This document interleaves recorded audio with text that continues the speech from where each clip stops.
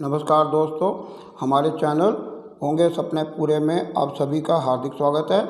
दोस्तों, हिंदू धर्म में तुलसी के पौधे को एक देवी का दर्जा प्राप्त है और इसकी देवी की तरह पूजा भी की जाती है और शास्त्रों और पुराणों में कुछ सावधानियां भी बताई गई हैं और ये भी बताया गया है कि तुलसी के साथ और किस चीज़ की पूजा करनी चाहिए और तुलसी के पौधे के पास, हम तने के पास उसको रखकर पूजन करते हैं तो हमें काफ़ी लाभ होता है। और यदि हम सावधानियों का ध्यान नहीं रखते तो हमें कई प्रकार के कष्ट भी होते हैं जो अज्ञानतावश हम कई गलतियां कर जाते हैं। इस वीडियो में मैं आपको बताऊंगा कि वो कौन सी सावधानियां हैं और कौन सी गलतियां हैं जिनका आपने ध्यान रखना है और वो गलतियाँ नहीं करनी है। और अगर आपके घर में कोई ऐसी समस्या है जो बताई गई हैं बाहर, तो उन समस्याओं से निपटने के लिए, उनको दूर करने के लिए आप जो उपाय हैं वो भी वीडियो में मैं बताऊंगा, तो आप वीडियो को शुरू से आखिर तक देखें तो इनका लाभ उठाएं। और अगर आपने घर में तुलसी का पौधा लगा रखा है और तुलसी का पौधा लगाने वाले हैं, इस वीडियो को जरूर देखिएगा और उन सावधानियों को जरूर पता लगाइए और देखिए वो कौन सी सावधानी है और क्या करना है आपने।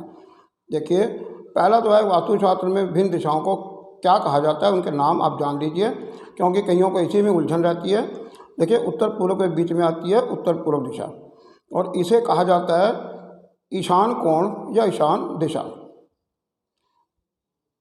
और दक्षिण पूर्व के बीच में आती है दक्षिण पूर्व दिशा और इस दिशा को वास्तुशास्त्र में कहा जाता है अग्नि कोण या अग्नि दिशा या आग्नेय कोण या आग्नेय दिशा। और दक्षिण पश्चिम के बीच में दक्षिण पश्चिम दिशा है और इसे वास्तुशास्त्र में कहा जाता है नैऋत्य कोण या दिशा या निरूठी कोण या निरूठी दिशा। और उत्तर पश्चिम के बीच में है उत्तर पश्चिम और इसे कहा जाता है वायवीय कोण या वायवीय दिशा। अब इंग्लिश में देखिए, नॉर्थ और ईस्ट के बीच में नॉर्थ ईस्ट डायरेक्शन है और इस डायरेक्शन का नाम है वास्तुशास्त्र में ईशान एंगल और ईशान डायरेक्शन। और साउथ ईस्ट के बीच में साउथ ईस्ट डायरेक्शन है और इसे कहा जाता है अग्नि डायरेक्शन और अग्नि एंगल या आग्नेय डायरेक्शन और आग्नेय एंगल। और साउथ वेस्ट के बीच में साउथ वेस्ट डायरेक्शन है और इसे कहा जाता है नैऋत्य। और इसी प्रकार नॉर्थ वेस्ट के बीच में आती है जो दिशा, उसे कहते हैं वायवीय एंगल और वायवीय डायरेक्शन। दूसरा है तुलसी का पौधा किस दिशा में लगाना चाहिए। शास्त्रों और पुराणों के अनुसार तुलसी के पौधे को हमेशा उत्तर दिशा या उत्तर पूर्व दिशा, जिसे ईशान दिशा या ईशान कोण कहते हैं, उस दिशा में लगाना चाहिए क्योंकि इस दिशा में देवी देवताओं का वास माना जाता है। और तीसरा क्वेश्चन है तुलसी का पौधा किस दिशा में नहीं लगाना चाहिए। देखिए, शास्त्रों पुराणों में बताया गया कि तुलसी के पौधे को दक्षिण दिशा में कभी भी नहीं लगाना चाहिए क्योंकि इस दिशा को पितरों की दिशा माना जाता है और इस दिशा में तुलसी का पौधा लगाने से भारी आर्थिक हानि उठानी पड़ती है। चौथा प्रश्न है तुलसी का पौधा और किन किन स्थानों पर नहीं लगाना चाहिए। तुलसी के पौधे को निम्नलिखित स्थानों पर नहीं लगाना चाहिए। पहला है किचन के पास, दूसरा है बाथरूम के पास और तीसरा है डस्टबिन के पास जहां हम कूड़ा करकट डालते हैं वहां पर। चौथा है मुख्य द्वार, यानी कि घर के अंदर प्रवेश करने के लिए जो बना है वो, उसके पास नहीं रखना चाहिए। और मेन गेट के पास भी तुलसी के पौधे को नहीं लगाना चाहिए। और छठवां है वह स्थान जहाँ हम लोग जूते चप्पल उतारते हैं, उस जगह के आसपास भी तुलसी का पौधा नहीं होना चाहिए। पाँचवां प्रश्न है तुलसी को जल देने के नियम और सावधानियाँ क्या क्या हैं। देखिए, सबसे पहले तो तांबे के लोटे में थोड़ा सिंदूर डालकर सूर्य को जल दें, उसके बाद तुलसी को जल दें। लेकिन तुलसी के पौधे में जब जल देते समय सिंदूर मत डालें। तुलसी के पौधे में ऐसा स्वच्छ जल डालना चाहिए जिसे आप पी सकते हैं।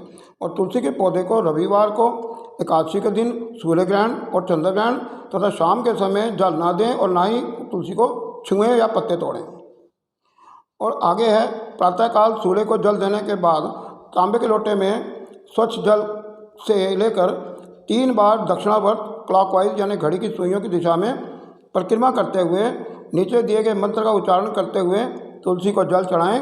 और मंत्र मैं आपको बता रहा हूँ, महा प्रसाद जननी सर्व सौभाग्यवर्धिनी अधिक व्याधि हर नित्या तुलसी तमा नमोस्तुते। इसे लिख लें, याद कर लें और इसको मंत्र को उच्चारण करें जब तुलसी को जल दें। और तुलसी को जल चढ़ाते समय जूते तथा चप्पल उतार दें और अगर जल में कच्चा दूध डालकर तुलसी पर चढ़ाएंगे तो ज़्यादा शुभ रहेगा। आगे 6वां प्रश्न है, तुलसी के पौधे को घर में किस समय लगाना चाहिए। अब देखिए, तुलसी के पौधे को घर में लगाने का सबसे उत्तम समय है कार्तिक मास। तुलसी के पौधे को किसी अन्य समय पर भी लगा सकते हैं। केवल एक बात का ध्यान रखें कि तुलसी के पौधे को रविवार के दिन सूर्य ग्रहण या चंद्र ग्रहण के समय जब सूतक लग जाता है उस समय, एकादशी के दिन या शाम के समय ना लगाएं। आगे अगली स्लाइड में 2022, 2023, 2024 और 2025 में कार्तिक मास कब से कब तक रहेगा, पूरी जानकारी अगली स्लाइड में देखें। देखिए, 2022 में कार्तिक मास रहेगा 10 अक्टूबर से लेकर 8 नवंबर तक। इस समय के बीच में आप तुलसी का पौधा लगा सकते हैं इस वर्ष। और 2023 में ये रहेगा 27 अक्टूबर से 29 नवंबर तक। और 2024 में रहेगा 18 अक्टूबर से 15 नवंबर तक। और 2025 में रहेगा 8 अक्टूबर से 5 नवंबर तक कार्तिक मास की अवधि बताई गई है। ये अगले 5 वर्षों का मैंने बता दिया। 7वां प्रश्न है, दुर्भाग्य को दूर करने का उपाय। अगर घर में दुर्भाग्य के कारण कोई परेशानी चल रही है तो दुर्भाग्य को दूर करने के लिए जल के स्थान पर तुलसी के पौधे को कच्चा दूध चढ़ाएं। तुलसी के पौधे में कच्चा दूध चढ़ाने से दुर्भाग्य दूर होता है और इसकी परेशानियों से आपको छुटकारा मिलता है। 8वां प्रश्न है, घर में कितने तुलसी के पौधे लगा सकते हैं। घर में एक से अधिक तुलसी के पौधे लगा सकते हैं, परंतु ध्यान रखने वाली बात यह है कि तुलसी के पौधे विषम हों, अर्थात विषम संख्या में हो, अर्थात 1, 3, 5, 7 या 9। वो आपकी इच्छा है, 11 भी लगा सकते हो। तुलसी के पौधों की संख्या सम संख्या नहीं होनी चाहिए, अर्थात 2, 4, 6, 8 या 10 आदि पौधों की संख्या कभी नहीं होनी चाहिए। अगर ऐसा हो रहा है तो आप और लगा लें। क्या तुलसी के पौधे को घर की बालकनी अथवा खिड़की में रखा जा सकता है। 9वां प्रश्न है ये। देखिए, हाँ, तुलसी के पौधे को घर की बालकनी या खिड़की में रखा जा सकता है, परंतु वास्तुशास्त्र में बताई गई दिशाओं के अनुसार रखें। तुलसी के पौधे को उत्तर दिशा या उत्तर पूर्व दिशा अर्थात ईशान दिशा या ईशान कोण में रखें, क्योंकि इन दिशाओं में मैं आपको बता चुका हूँ कि देवी देवताओं का वास माना जाता है और ये दिशाएँ शुभ होती हैं। 10वां क्वेश्चन है, तुलसी की पूजन विधि क्या है। देखिए, प्रातः नहाकर तुलसी के पौधे को जल चढ़ाने के पश्चात देसी घी का दीपक जलाकर तुलसी के पौधे का पूजन करते हुए पौधे को के पास दीपक को इस प्रकार रखें कि इसकी शाखाओं, पत्तों या तने को कोई हानि ना पहुँचे। फिर धूप या अगरबत्ती जलाकर तुलसी के पौधे का पूजन करें और सुरक्षित प्रकार से इसे भी रख दें। इसी प्रकार शाम को धूप, दीप तथा दीपक आदि से तुलसी का पूजन करें, परंतु ना तो तुलसी को जल दें शाम को, ना ही तुलसी के पौधे को छुएं। 11वां प्रश्न है, तुलसी के पौधे की क्या क्या सावधानियां रखनी चाहिए। तुलसी के पास कभी भी जूते या चप्पल पहनकर ना ल जाएं। तुलसी को कभी भी गंदे हाथों से ना छुएं। तुलसी को जल देते समय ध्यान रखें कि अगर मिट्टी पहले से गिल्ली है तो नाम मात्र का जल दें या जल ना ही दें। अगर आप देना ही चाहते हैं तो शगुन करें, कुछ बूंदें डाल दें। तुलसी के पौधे में कभी भी पानी खड़ा ना होने दें, वरना तुलसी मुरझा जाती है, क्योंकि जड़ें गल जाती हैं, उनमें इन्फेक्शन हो जाता है।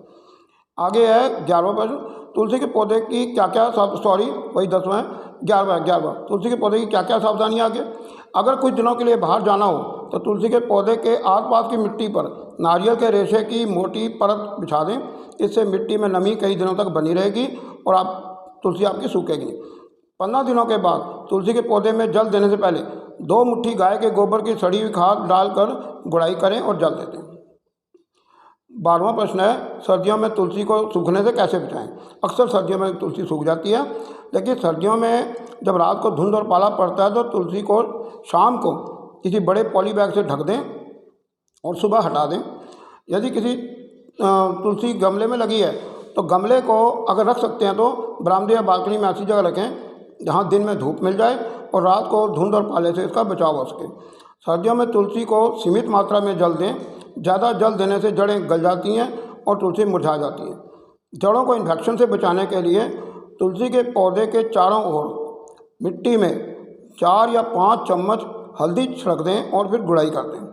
हल्दी एक फंगस नाशक के रूप में काम करती है और ये फंगस से बचाती है जड़ों को। 13वां क्वेश्चन है, तुलसी को किस रंग की ओढ़नी चढ़ानी चाहिए। तुलसी का पौधा बुध ग्रह का प्रतिनिधित्व करता है और बुध ग्रह को भगवान कृष्ण का स्वरूप माना जाता है। बुध ग्रह के अनुकूल रंग हैं सफ़ेद, हरा, नीला तथा चमकीला। इसलिए तुलसी पर इन रंगों की चुनरी चढ़ाई जाती है। अब ध्यान से सुनिए, कुछ लोग तुलसी पर लाल रंग की चुनरी चढ़ाते हैं, परंतु ये गलत है। तुलसी पर लाल रंग की चुनरी नहीं चढ़ानी चाहिए, क्योंकि लाल रंग मंगल ग्रह का प्रतिनिधित्व करता है तथा बुध और मंगल मित्र ग्रह नहीं है। मैंने बहुत सारे लोगों को तुलसी पर लाल रंग की चुनरी चढ़ाते हुए देखा है। 14वां प्रश्न है, तुलसी के पौधे के साथ शालिग्राम की पूजा क्यों की जाती है? शालिग्राम का पत्थर आपको दिख रहा है इधर, ये कुछ नदियों में से प्राप्त होता है और इसकी आकृति इस प्रकार की होती है, गोलाकार काले रंग का पत्थर है और इसे शालिग्राम का पत्थर कहा जाता है और ये भगवान विष्णु का स्वरूप माना जाता है। कथा ये है कि तुलसी के पौधे के साथ शालिग्राम की पूजा क्यों की जाती है। देखिए, तुलसी के पौधे में माता लक्ष्मी का वास माना जाता है और शालिग्राम को भगवान विष्णु का स्वरूप माना जाता है। इसलिए तुलसी के पौधे के साथ शालिग्राम को भी रखा जाता है और दोनों की एक साथ पूजा करने से माता लक्ष्मी और भगवान विष्णु दोनों की कृपा प्राप्त होती है। इन दोनों के स्वरूप को लक्ष्मी नारायण भी कहा जाता है और इनकी पूजा से भक्तों के सभी कष्ट दूर होते हैं और घर में सुख, शांति और धन का आगमन होता है।